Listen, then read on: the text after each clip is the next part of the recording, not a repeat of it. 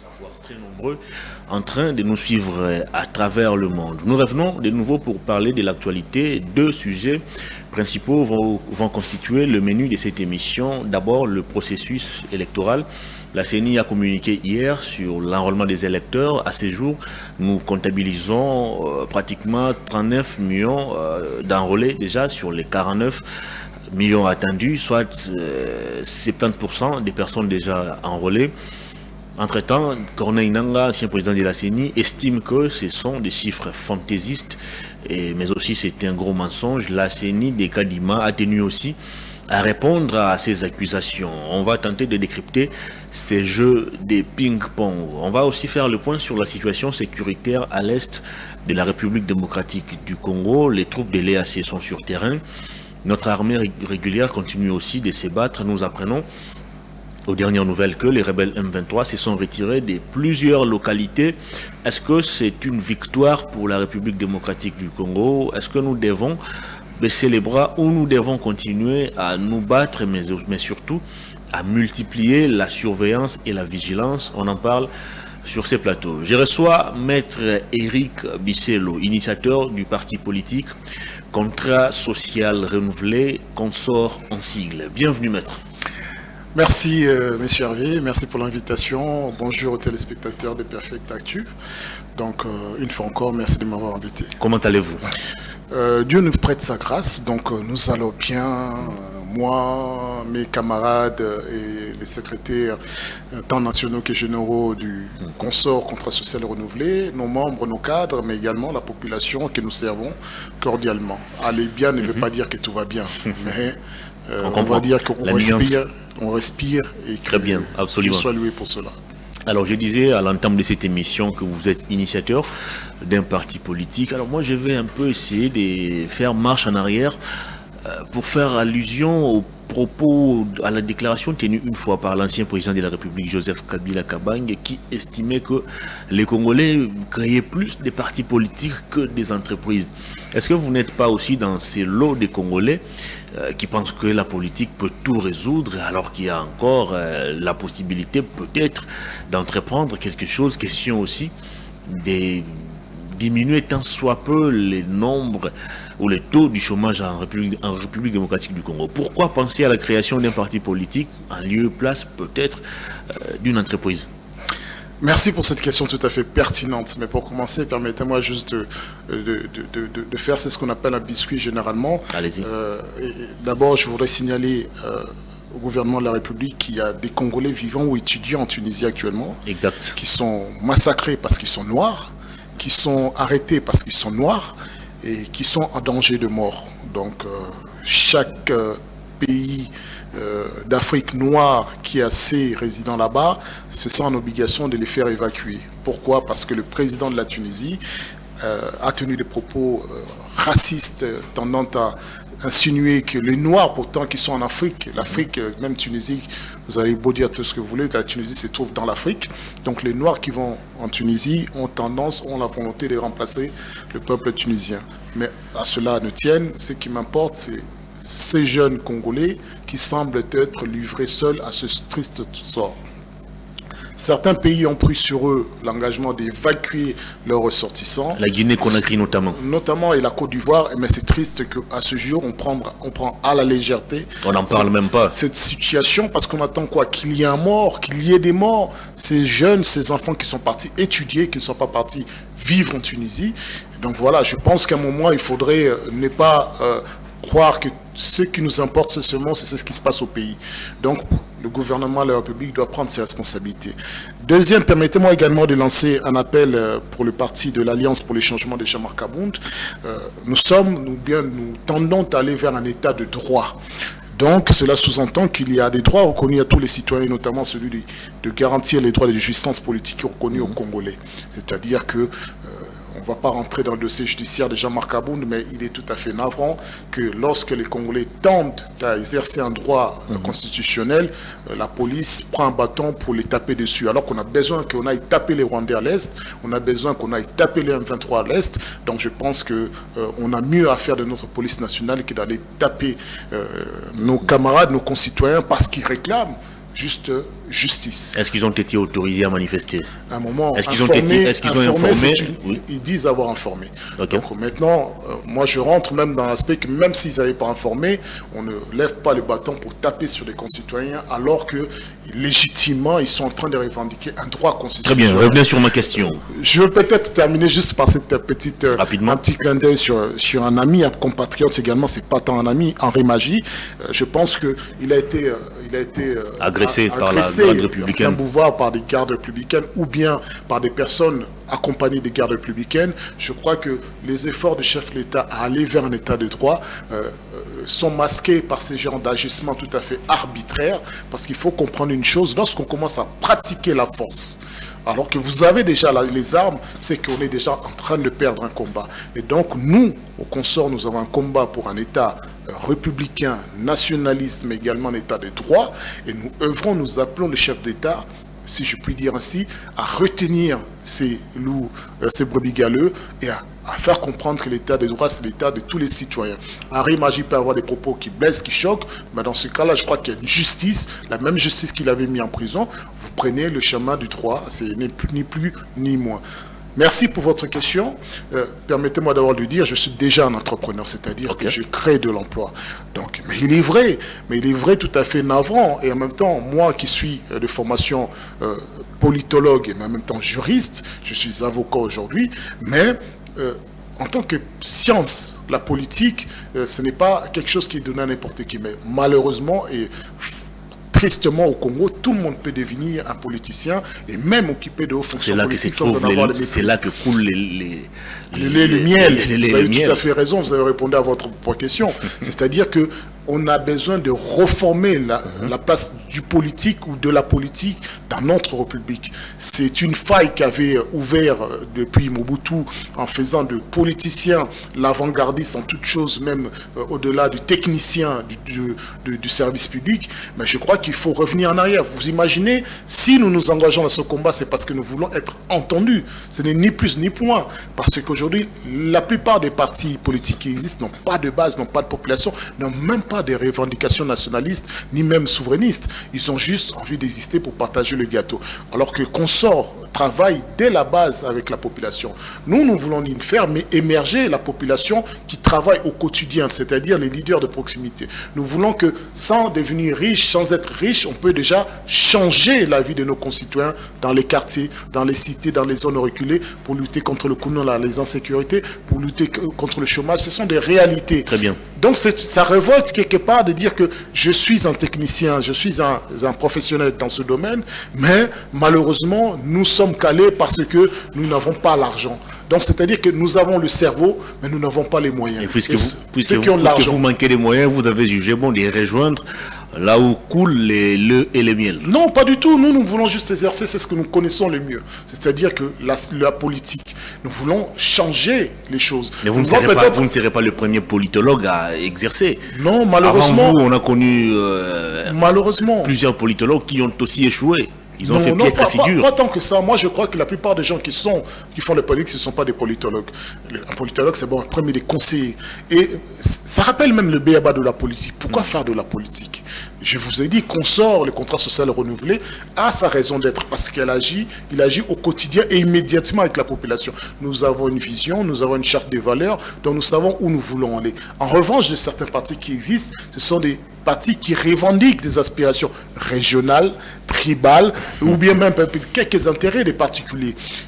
Il est vrai que dans ce pays, lorsque la politique capitalise toutes les richesses, on se pose la question, et capitalise non seulement la puissance, la force et le droit, il faut bien à un moment se dire que pour défendre les intérêts les plus faibles de ceux qui n'ont pas des relations, il faut faire la politique. Donc on prend ce combat à bras le corps et de dire qu'on s'engage là-dessus pour changer les choses. Quel est cet argument qui va établir la différence entre Consort et les plus de 1000 partis politiques qui existent déjà au Congo?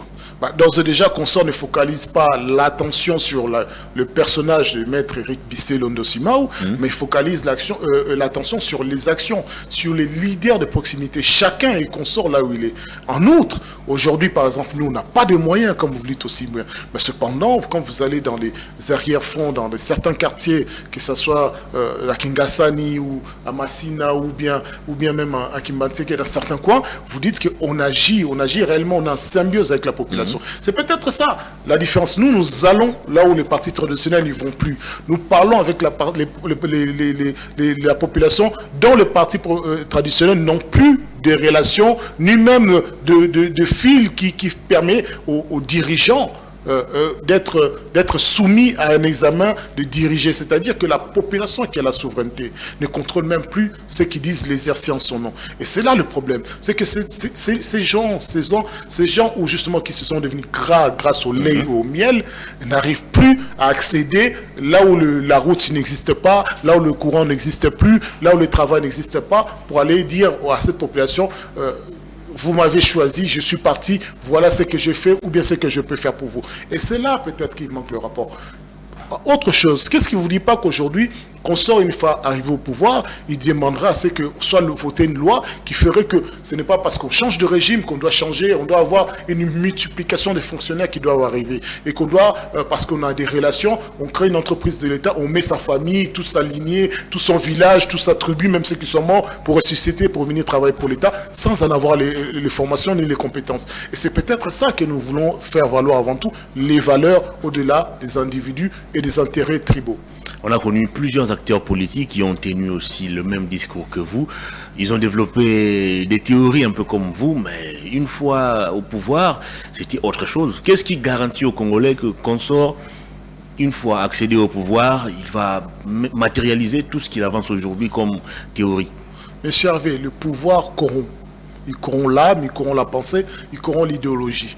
Maintenant, la question qui se pose, c'est pour ça que je vous ai dit dès la base, Consort, ce n'est pas juste moi qui suis devant vous, mais ce sont des valeurs que partagent tous les partis politiques au Congo, même ceux qui fonctionnent à l'image de leurs fondateurs. Non, mais c'est ça le problème. On peut beau avoir des statuts, on peut beau avoir des règlements, mais tout se résume aux humeurs de son fondateur. C'est là qu'on fait la différence. C'est qu'un parti politique qui devrait être en fait un lieu de formation des futurs cadres, puisque le politique, à partir du moment où il arrive à acquérir une certaine autorité, un certain pouvoir, il a la possibilité de changer complètement la philosophie d'une cité, d'une région.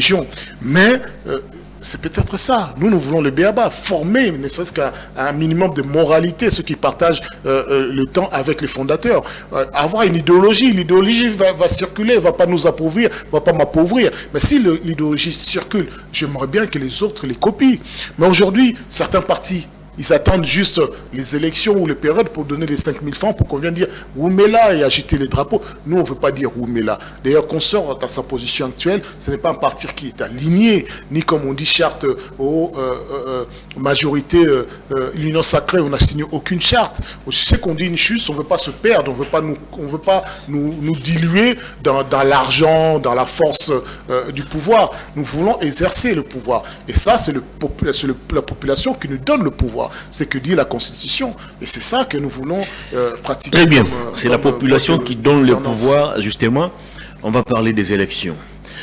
La CENI a communiqué hier sur les déroulements ou l'évolution de l'opération d'identification et d'enrôlement des électeurs. On a aujourd'hui pratiquement 70% des personnes déjà enrôlées, soit 39 millions sur les 49, je crois, attendus. Vous estimez que ce sont des chiffres réels ou réalistes, ou vous pensez que c'est un peu du gros mensonge, comme l'avait dit Corneille Nangai? En tout cas, nous, on n'a aucun moyen de dire si ce sont des chiffres véritables ou pas. Pardon, excusez-moi, mais il y a des mathématiciens qui disent bien que les chiffres, on peut leur faire dire tout ce qu'on veut. Donc, la réalité, elle est là. C'est-à-dire que c'était à la CENI de nous dire comment, à partir de quoi, elle a eu ces chiffres. C'est encore des résultats. Tout ce que je sais, c'est qu'il a eu un moment, par exemple à Kinshasa, où le délai suffisant pour enregistrer, enrôler les gens n'était pas à suffisance pour pouvoir permettre d'embrasser toute cette population. On a donné un délai supplémentaire. Je sais qu'à un moment, il y a eu de l'engouement, mais du jour au lendemain, il n'y a plus d'engouement. Mais je ne sais pas si ces gens-là se sont enrôlés ou pas. Mais je sais en revanche que certaines régions de notre pays ne sont pas du tout en mesure de pouvoir garantir sereinement l'enrôlement et permettre aux gens de s'enrôler. Je sais aussi que grâce aux réseaux sociaux, grâce aux médias, que les machines de CENI circulent à gauche et à droite, dans certains faits privés, dans les mains de certaines personnalités. Ça, c'est inquiétant.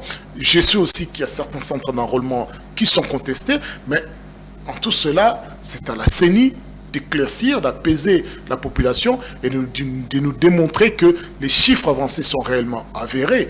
Et donc, ce n'est pas pour dire que je suis en retard, je vais avancer, puis on verra plus tard qu'est-ce qui va se passer. Non, nous avons besoin des élections apaisées, global et inclusif. Donc nous avons besoin d'évoluer par rapport à ce que nous avons connu dans le passé, qui n'était pas parfaite, mais ça nous a permis d'arriver ici sans que le sang coule.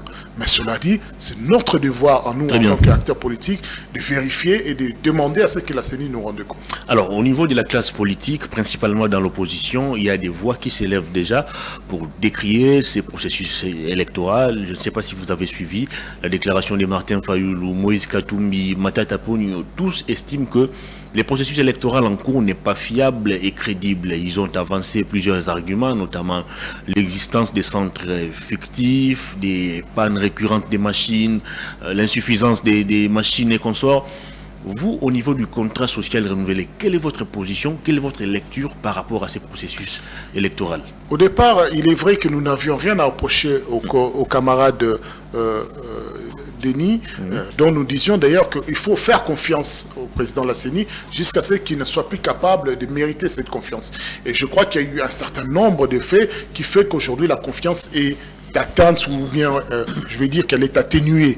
Donc, lorsque des grands leaders de l'opposition comme M. Martin Fayoulou et compagnie disent qu'il y a besoin de clarification, là, je dis que c'est à la CENI et à Denis Kadima de mettre de l'eau dans le vin, de ne pas seulement se contenter de l'agenda du pouvoir, mais aussi de comprendre que apaiser des élections apaisées sous-entend que l'opposition soit satisfaite dans ses interrogations et dans ses inquiétudes.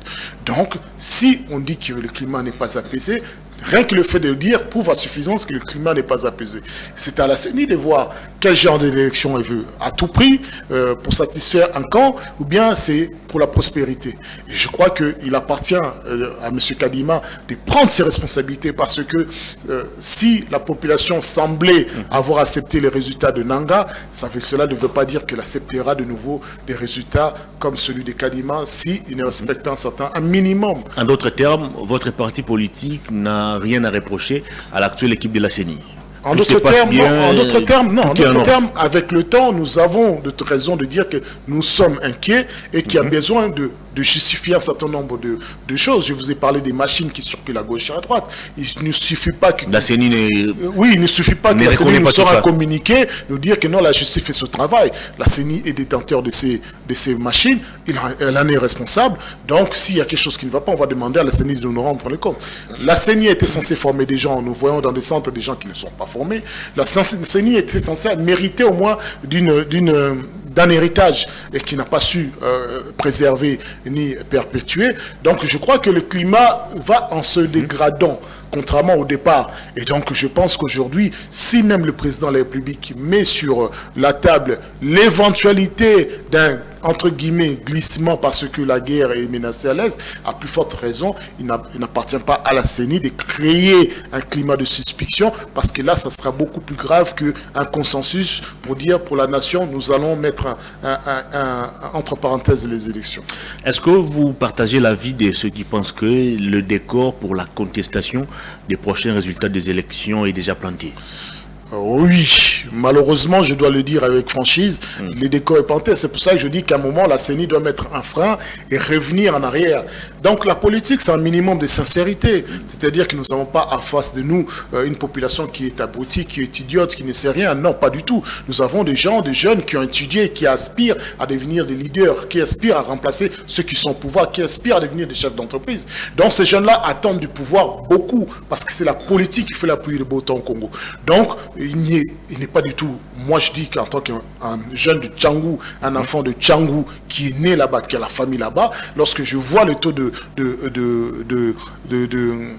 je vois le taux de chômage à Tchangou, je vois la sécurité, je vois l'absence du courant, de l'eau, ça m'inquiète, et même des routes. Je me dis qu'après tout ça, à un moment, cette jeunesse-là, elle sera bien à un moment prête à suivre n'importe qui, à partir du moment où on lui promet monde de merveilles. Donc il appartient à Kadima de faire très attention, de ne pas être la source de ce conflit. Mais en tout cas, c'est la CENI seule qui peut soit apaiser la situation, soit l'aggraver. Mais la CENI vous a répondu déjà depuis hier. Kadima a répondu par le canal de son deuxième vice-président. Le train est déjà en marche, la CENI ne va plus reculer. C'est-à-dire que toutes ces accusations ne vont pas faire en sorte que la CENI puisse s'arrêter et s'auto-évaluer.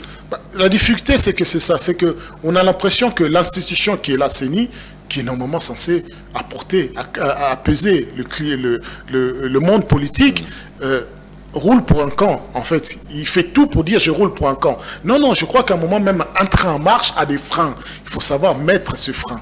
Donc, soit on dit qu'on a raison, dans ce cas-là, on met tout sur la table, on dit à chacun de venir vérifier par lui-même, ou dans ce cas-là, on dit, voilà, je peux peut-être vous apporter plus de lumière, je m'arrête, on essaie de voir. Non, ce n'est pas les élections pour faire des élections. Non, on fait des élections pour perpétuer une pratique démocratique. On fait des élections pour que la population choisisse ses représentants. On fait des élections parce que ça fait partie des principes de la démocratie et que nous avons choisi cette forme de gouvernance. On ne fait pas des élections pour plaire au pouvoir, pour plaire à Kadima, pour plaire à un camp, pour plaire à une minorité. C'est ça qu'il faut éviter absolument. D'autant plus que vous sentez même au sein même de la majorité certaines réticences, ou bien plutôt une mollesse à aller aux élections. Donc, Kadima peut parler. On a déjà l'opposition et la majorité des Congolais ont supporté un certain nombre de choses, nous-mêmes, en disant que voilà, on a vu comment il a été choisi, on a eu des consensus. Moi, j'avais dit, on va faire l'impasse tout ça, on va voir le fond et le travail de l'homme, au lieu de dire que non, Kadima, parce qu'il a été choisi, il est de telle origine, et parce qu'il est de tel bord, ou bien parce qu'il a dîné avec le président de la République, forcément, il est corrompu, ou bien il ne sera pas à même de nous amener vers les élections crédibles. Mais sauf que si le décor est planté pour créer un climat de suspicion, donc je crois qu'il est de la sagesse de Kadima et de sa réputation de revenir en arrière. Je vous rappelle que Nanga aujourd'hui a quand même fait partie des personnes visées par les sanctions américaines pour ça. Il est d'ailleurs sous sanctions américaines jusqu'à ces jours. Américaines, et c'est pas pour rien, parce que on va pas dire. L'affaire surfacturation. Il y a plusieurs machines affaires à voter. Jusqu'au moment de lorsqu'il a donné les noms des personnes qui auraient été élus. Donc voilà, on sait très bien le climat dans lequel se passait, mais ce n'est pas parce que la population congolaise a voulu la paix au-dessus de tout que la population est prête à tout accepter au nom de la paix.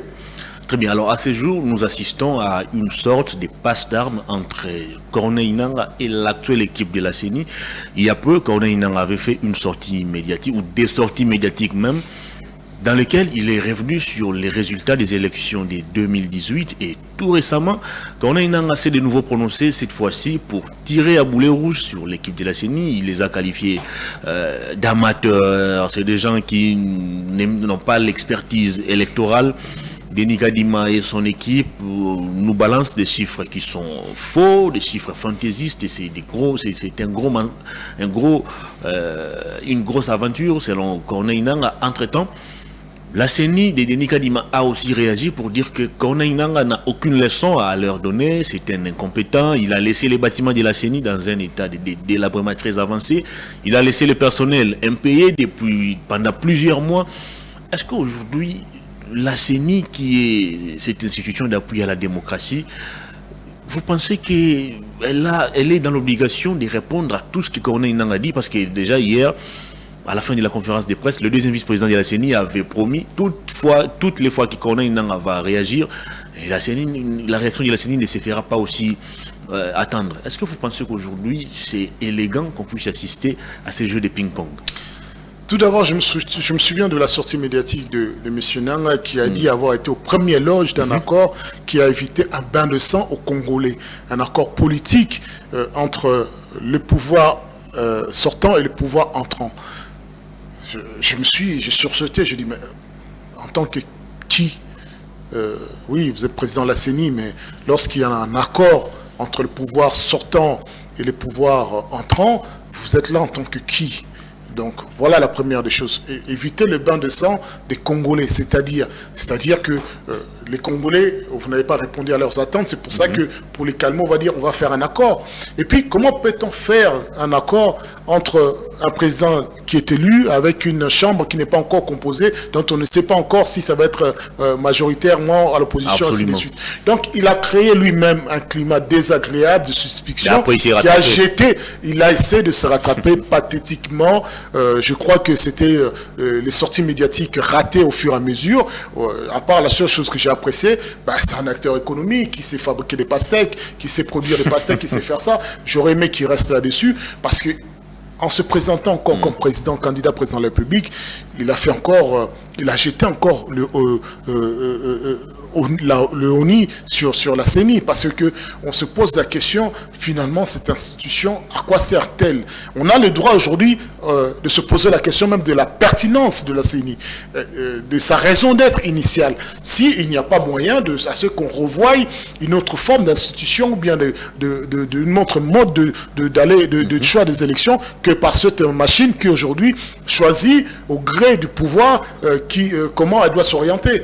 Donc, Corneille Nangaa, il est vrai, moi je crois qu'il n'a aucune leçon à donner à la CENI en place. J'ai été candidat à 2018, oui, je le dis clairement. Je crois pourtant, il est présenté comme quelqu'un qui a la maîtrise de la situation électorale. La question n'était pas de maîtrise, mais d'avoir de la moralité et de l'éthique. Et je crois que là-dessus, il n'en a failli, il n'en a pas eu, il n'a pas eu de la moralité ni de l'éthique, parce que tout résidait là-dessus, avec quelqu'un qui ne dirait pas oui au pouvoir, mais qui serait capable de il était sous pression. C'est un travail il a dit ça une fois. C'est un travail qui est sous pression, c'est naturel. On ne lui a pas mis un pistolet sous la tempe pour lui dire acceptez ce poste ou bien vous allez mourir. Il a eu le choix d'accepter ce poste. Mais lorsqu'il a accepté, il est payé conséquemment. Il doit quand même nous produire quelque chose de moralement acceptable et d'éthiquement appréciable pour les générations à venir. Donc si aujourd'hui, Kadima dit clairement et la CENI actuelle qui n'a aucune leçon donnée, je crois qu'entre gens de même maison, ils sont dans la même maison. La qualité d'expert. C'est ça le problème en fait. De la même manière, quand vous m'avez posé la question pourquoi aller en politique, c'est juste une question de l'éthique et de la moralité, à vrai dire. C'est-à-dire qu'on arrive à un moment, il y a des gens qui peuvent être compétents dans un secteur, mais parce qu'il arrive au pouvoir, parce qu'il doit manger dans l'assiette, il est prêt à dire l'éthique à côté, la moralité à côté, la compétence même à côté, quitte à ce que je dis oui, et que je prenne ma part du gâteau. Et c'est ça qui pose peut-être problème. Et je crois que ce régime, ce système arrive à bout.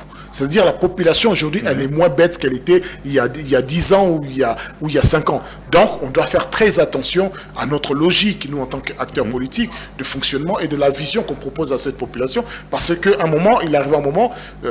ce que Corneille Nangaa a dit avoir évité arrivera et puis ça nous mettra mal à l'aise. Alors pour certains observateurs, Corneille Nangaa est aujourd'hui utilisé par une officine politique pour saper les actions de la CENI, pour discréditer l'actuelle équipe de la CENI. Est-ce que s'il faut aujourd'hui creuser l'abcès par rapport à toutes ces sorties médiatiques de Corneille Nangaa, vous pouvez à ce jour partager l'avis de ceux qui réfléchissent ainsi? Je me demande même, il est venu faire quoi dans cette arène politique de présidence de la République? Il faut quand même une certaine... Il a une offre politique à présenter aux Congolais? Non, pas du tout. Il a un programme, il a une vision. Non, il faut être sérieux, on ne quitte pas être expert de la CENI pour devenir président de la République et dire j'ai une vision pour le Congo. Arrêtez, il faut être sérieux. Il a occupé quel poste en tant que... ne serait-ce que même dans la commune. Voilà, il faut quand même un minimum de bon sens. Non, je crois que son arrivée est opportuniste en effet, et qu'il y a forcément quelque chose de malsain derrière, et que il sait pertinemment qu'il ne sera jamais élu, il va même pas obtenir 3%, même c'est 2%. Donc je crois que c'est une folie. Maintenant, il est vrai qu'avec le truchement du regroupement, il va peut-être trouver, parce qu'il a l'argent. C'est ça qui fait la différence, c'est l'argent.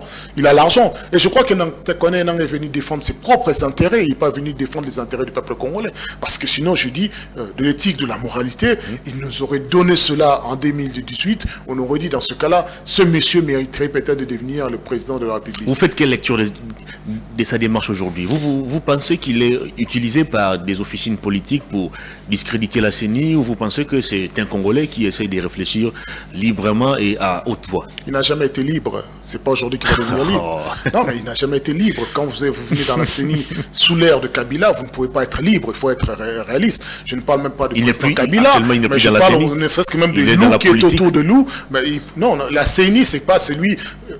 Vous savez très bien que par exemple le président PPRD était plus important que le président de la CENI. Il faut arrêter les conneries. Dans cette république-là, c'est ça la réalité. Aujourd'hui, je crois que son arrivée ne fait que jeter le trouble pour multiplier le nombre de candidats à président de la République, pour disperser des voix et peut-être pour veiller à une forme de je dirais pas corruption, mais parce qu'il était dans le rouage. Peut-être qu'il va servir les intérêts des uns pour dire, voilà, tu es quand même l'expert là-dessus, comment tu peux nous permettre de nous en sortir. Mais je ne crois qu'il n'est pas du tout là pour les intérêts des Congolais. Je ne dis pas que les pastèques ne sont pas pour les Congolais, qu'on ne mange pas. Là, je dis, en tant qu'acteur économique, Monsieur Nanga, merci, continuez là-dessus, multipliez les fermes, montrez-nous que voilà, que Kabila vous a donné une bonne inspiration à beaucoup de politiciens à créer des fermes et des trucs. Mais nous aussi, si on avait cet argent, on en ferait des entreprises, pas forcément de travail la terre, mais on créerait aussi des entreprises manufacturées. On créerait de la valeur ajoutée à certains produits. On créerait des usines de transformation, des usines de fabrication. Voilà, c'est ça la réalité. C'est facile d'aller élaborer la terre. J'ai l'impression que tout le monde peut le faire. Parce que le Congo est cultivable à outrance. Mais ceux qui vivent dans les grandes villes, avec quel espace ils vont-ils cultiver? Le courant, comment... Donc voilà, c'est certaines réalités. J'aurais aimé qu'ils deviennent... Monsieur, je vous donne le docteur Mukwege. Mais pourquoi est-ce que... voilà un homme qui, jusqu'aujourd'hui, fait ce qu'il sait faire. C'est-à-dire qu'il est utile à la nation congolaise, il est utile aux Congolais, il fait ce qu'il sait faire. Maintenant, à un moment, il lui appartient de prendre l'opportunité de dire je deviens candidat ou pas. Mais en tout cas, moi j'aurais aimé que Kanaï Nanga continue encore à cultiver la terre, peut-être à attendre les prochaines échéances électorales. Alors, mais là, en tout cas, il vient jeter les coups.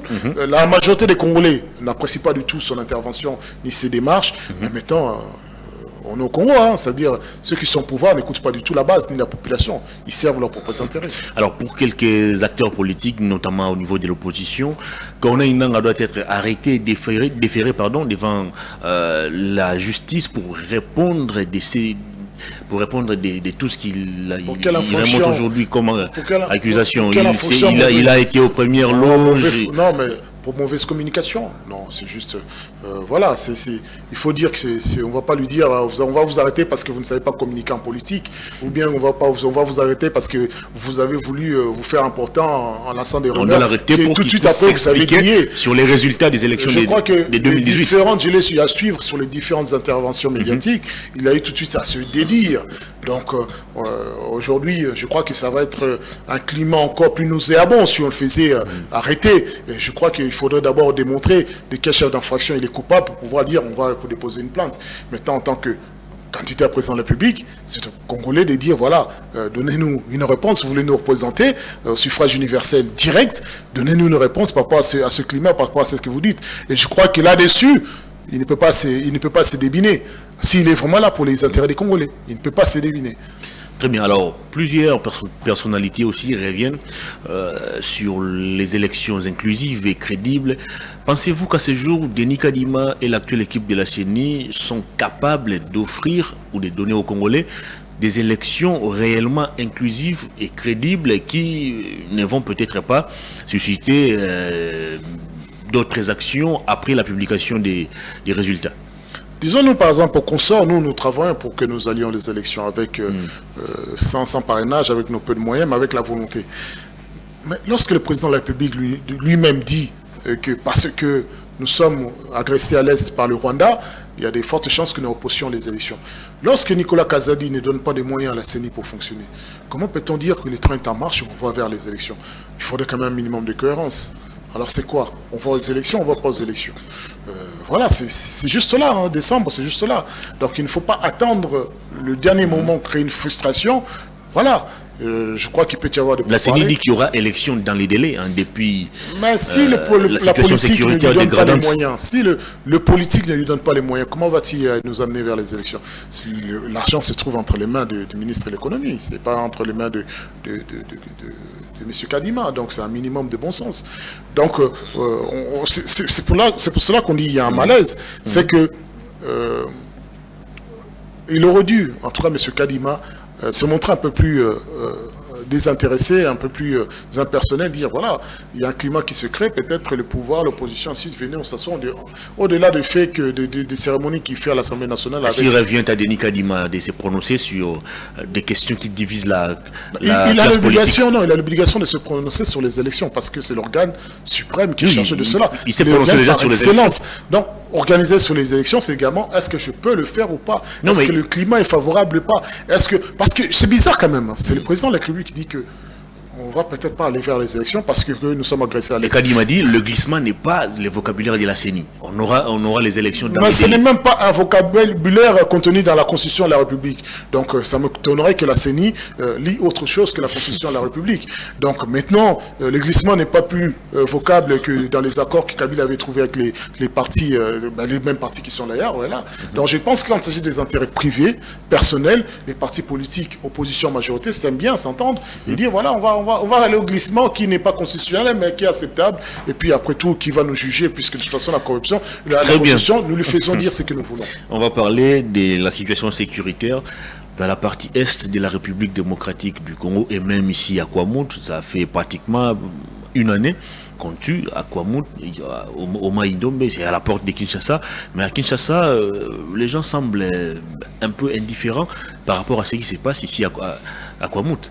Tout d'abord, permettez que je prenne un air solennel parce que j'entendais à la radio un monsieur dans une chaîne de la place qui est vraiment écouté, Top Congo pour ne pas le dire, qui appelle de Kwamouf, qui dit voilà, moi je suis ici, je suis dans un deuil, vous dites que là-bas c'est fini, et que le climat est apaisé entre les Teke et les Yaka, mais voilà, moi je sais que ici maman était Teke, papa était Yaka ou vice versa, et que après vous dites aux gens de rentrer, ils rentrent, les gens sortent de la maison, assassinent les 6 enfants parce qu'ils disent voilà, vous avez les sangs mélangés, et on va tuer les enfants, vous la maman vous rentrez chez vous, ainsi de suite.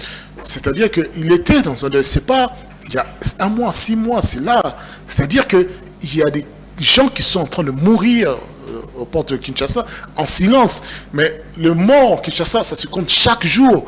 Le problème en est que là, ils sont en train de mourir parce qu'ils sont ce qu'ils sont. C'est-à-dire que c'est des Congolais parce qu'ils ne sont pas dans la bonne région, ou bien dans la... Et c'est là que peut-être on fait une erreur en termes du poids et des responsabilités des chefs coutumiers. Je suis à chaque fois stupéfait d'entendre des hommes politiques intelligents dire que non, il faut donner plus de pouvoir aux chefs coutumiers, aux chefs de regroupement. Ils ont les droits. Je crois que la terre appartient à la République. Oui, je crois qu'il faut évoluer. Et l'évolution veut dire que les hommes qui disent moi je suis né ici dans ce territoire, j'ai le droit de vie et de mort sur ceux qui ne sont pas nés ici, je crois que c'est une discrimination. Les Congolais ont le droit de vivre partout où ils sont sur le territoire national. Et qu'on devrait arracher, la République devrait arracher le pouvoir au chef coutumier, si ce n'est autre que le pouvoir personnel spirituel.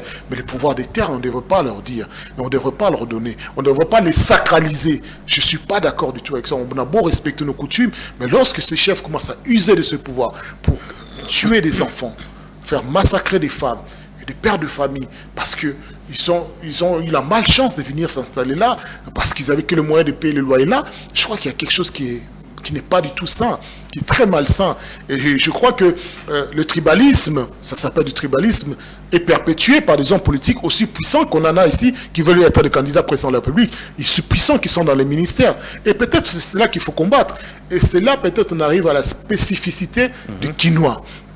Il est vrai que le quinoa a sa part de malheur, il est habitué à sa routine, il est habitué au malheur, il est habitué à ses propres difficultés quotidiennes. Il est vrai que ce pays, c'est des morts, c'est tous les jours qu'on en entend parler. On ne va pas reprocher à quelqu'un de devenir insensible face à quelque chose qu'il entend quotidiennement, tous les jours, sans oublier que lui-même, il doit se chercher à manger, lui-même, il doit se protéger, il doit réfléchir comment envoyer ses enfants à l'école avec un salaire de $100. Ce sont des réalités. Et $100, je parle en dollars parce que Nicolas Kazadi, qui nous dit ministre de l'économie, qui nous fait sortir $100 000 de la banque pour donner à un boxeur, il nous dit de nous dédollariser. Alors qu'il faut demander à ces ministres qu'est-ce qu'ils ont comme argent dans leur poche. C'est-à-dire le franc congolais, nous n'avons plus confiance en cela. C'est pour ça que le franc congolais perd de la valeur face au dollar. C'est pour ça que les denrées, les produits augmentent. Ce n'est pas autre chose. C'est que l'argent perd de la valeur. Donc, le secrétaire général du parti présidentiel a dit que la guerre à l'Est était à la base de la dépréciation de la monnaie. Mais je crois qu'il faut demander aux communicants du secrétaire général du parti au pouvoir d'expliquer par quelle logique il en arrive là. Chacun son raisonnement, mais peut-être qu'il aurait fallu lui donner du temps pour spécifier. Peut-être aussi qu'il n'a pas la maîtrise de l'économie. Donc il cherche peut-être à tout justifier et même à justifier l'injustifiable. Je crois que je ne veux même pas m'attarder sur cette déclaration. Donc ce qui m'intéresse, moi, quand vous posez la question de l'insensibilité des Kinois, je crois que venir à Kin, ce n'est pas le paradis. C'est fini les temps où Kinshasa non, Kinshasa est un bombardement, a des difficultés. Kinshasa est mal contrôlé, Kinshasa est en insécurité, Kinshasa est en famine. Il y a des gens qui meurent de faim à Kinshasa.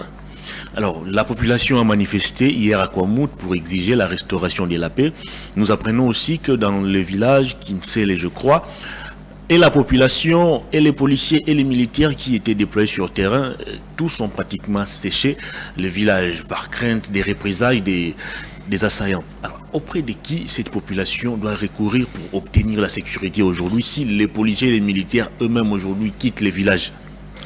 On a ce problème qui est récurrent, c'est l'absence de contrôle total de l'État, sa présence sur tout le territoire national.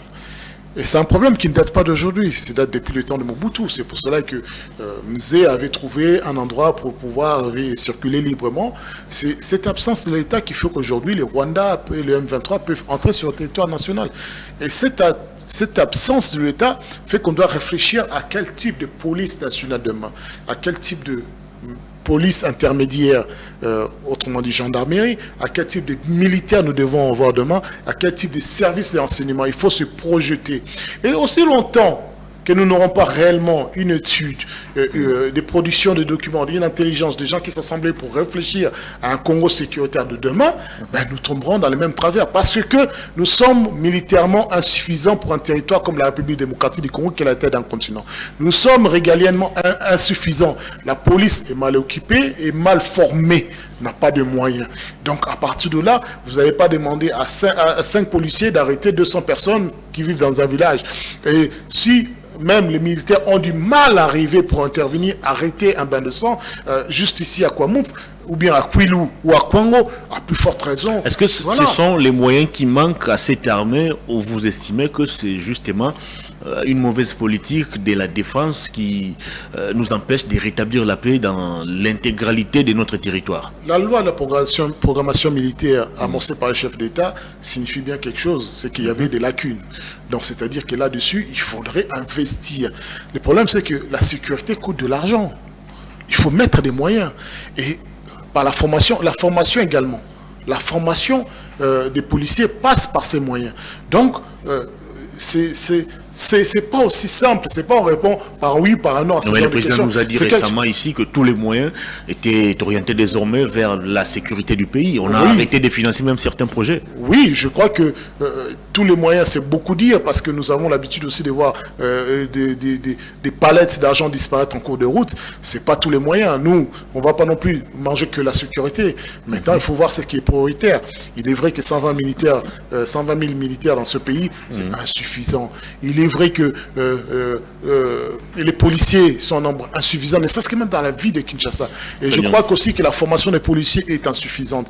On a une police qui passe son temps à se servir de la poche des usagers de la route plutôt qu'à protéger, à servir. On a une police, quand on veut venir porter plainte, qui vous demande encore de l'argent. C'est-à-dire que même une certaine éthique, une moralité, il n'y en a pas. Et c'est un long chemin peut-être de futures générations, mais le fait que le chef d'État ait voulu amorcer et parler clairement de ce problème, c'est encourageant, et nous sommes là pour soutenir des actions positives. Très bien. Au Nord Kivu, on a encore tué à Beni, mais nous apprenons aussi dans d'autres localités qui étaient occupées par M23 sont aujourd'hui libérés par ces mêmes rebelles. Vous pensez que les troupes de l'EAC ont apporté quelque chose de nouveau dans la lutte contre tous ces groupes armés?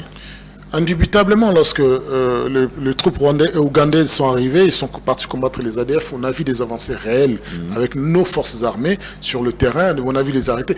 Dernièrement, j'ai même eu l'écho de la mort de l'un des chefs de rebelles, l'un des chefs des piliers à l'Est, donc je crois que c'est quelque chose de concret. Mais maintenant dire, le M23 c'est le Rwanda. Et Paul Kagame n'a jamais respecté un accord ni une parole quand il s'agit de ce genre de questions. Donc on n'a pas à nous satisfaire des retraits. Il faut les chasser et les chasser au Rwanda pour qu'ils ne viennent plus. Si le Rwanda nous attaque, nous devons attaquer le Rwanda. C'est aussi clair que cela. Donc à part cela, je dis juste une chose. L'EAC est ici par la volonté du chef d'État du gouvernement de la République. L'EAC doit respecter les Congolais et doit être à la hauteur de sa mission. Et la mission prioritaire, c'est la sécurité. Ce n'est pas là pour rester définitivement. Et je crois que ce sont des formules qu'on a déjà cherchées dans le passé, mais dont on sait que ce ne sont pas des panacées. Donc il faut y veiller pour que certaines forces ne se diluent pas dans la nature, ne disparaissent pas pour ressurgir demain en un groupe quelconque d'autodéfense. Donc je crois que là-dessus, chaque Congolais doit rester vigilant.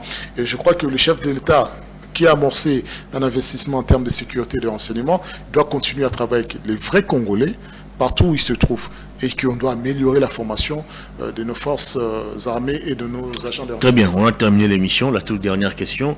Les membres des conseils de sécurité venaient de séjourner en RDC. Ils ont évalué la situation sécuritaire sur terrain et à leur entendre, la solution à nos problèmes ne sortira que de nous-mêmes. Il ne faut pas compter sur la communauté internationale pour trouver des solutions face à cette agression rwandaise ou même à tous ces groupes armés. Vous pensez qu'il est temps pour nous, Congolais, de prendre nos responsabilités en main ou nous devons toujours continuer à supplier cette communauté internationale comme nous en avons pratiquement l'habitude? Merci de me tendre la perche. La force licorne était au Rwanda lorsque Paul Kagame est rentré au Rwanda et que Paul Kagame a massacré non seulement les Tutsis, mais les Hutus au Rwanda. C'est la France qui a appelé le président Mobutu pour dire ouvre tes frontières, laisse entrer les femmes, enfants, les hommes en armes pour les protéger. C'est la France qui était conscient de ce que les Rwandais préparaient, les Tutsis Rwandais pour venir nous envahir, massacrer 10 millions de Congolais. Et c'est cette même France qui dit aujourd'hui, avec sans honte, que non, ce n'est pas... à quoi sert l'ONU dans ce cas? À quoi sert le Conseil de sécurité? Mais je suis même étonné. Qu'est-ce que fait aujourd'hui l'Union européenne à côté de l'Ukraine? Puisqu'ils savent que normalement la solution devrait venir de l'Ukraine et de la Russie. À plus forte raison, l'Ukraine est plus proche de la Russie que la France est proche de l'Ukraine. Mais l'armement envoyé à l'Ukraine qui vient des États-Unis ou bien qui vient de la France, l'argent envoyé, les militaires qui y vont, pourquoi ils vont alors si la solution devrait se trouver autour de la table? Pourquoi ils ont refusé que Zelensky s'assoie avec Poutine pour discuter? C'est eux qui ont refusé. Ce n'est pas le contraire, c'est eux qui ont refusé, qui disent non, vous n'avez pas trouvé de solution, il faudrait que vous allez jusqu'au dernier Ukrainien qui doit mourir. Nous disons non, nous n'allons pas dire jusqu'au dernier Congolais qui doit mourir pour les intérêts des Français, des Anglais, pour que le combat leur fasse du bien à leur économie. Ils traversent une crise, ils vont la subir la crise, et nous on va le garantir, on va protéger nos minéraux, on va protéger notre population. Il est vrai que dans la solution finale, on a été bien naïf de faire confiance à ces institutions, à ces groupes, parce que longtemps, les Nations Unies ont soutenu le Rwanda, malgré qu'ils massacraient les Congolais à l'Est, parce que les Nations Unies étaient responsables de ce qui s'était passé au Rwanda. Mais cela dit, aujourd'hui, nous, on n'est pas responsables en tant que Congolais des morts, des milliers de Tutsis ou bien de Hutus au Rwanda. Il n'y a aucune raison que nous disons que des millions de Congolais qui sont morts, ils sont morts pour rien, ou bien ils sont morts parce que nous n'avons pas eu de bons dirigeants. C'est faux. Et d'autant plus, il faut rappeler que la France finance l'armée rwandaise, les États-Unis financent l'armée rwandaise, ils donnent des meilleures armes. Donc, il faut dire qu'ils prennent parti prise, on nous dit de discuter. Depuis quand la France discute avec les rebelles ou bien les terroristes? Ben voilà la réalité. C'est qu'on on n'est pas naïf.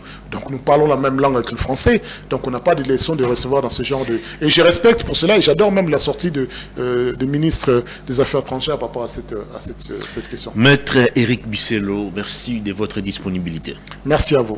Je rappelle que vous êtes initiateur du parti politique Contrat Social Renouvelé. Très bien. Cette émission est terminée. Grand merci à toute l'équipe technique, grand merci aussi à vous, fidèles téléspectateurs et internautes, pour votre réelle et sympathique attention. On se retrouve demain jeudi pour un autre numéro de Perfect Actu. Au revoir.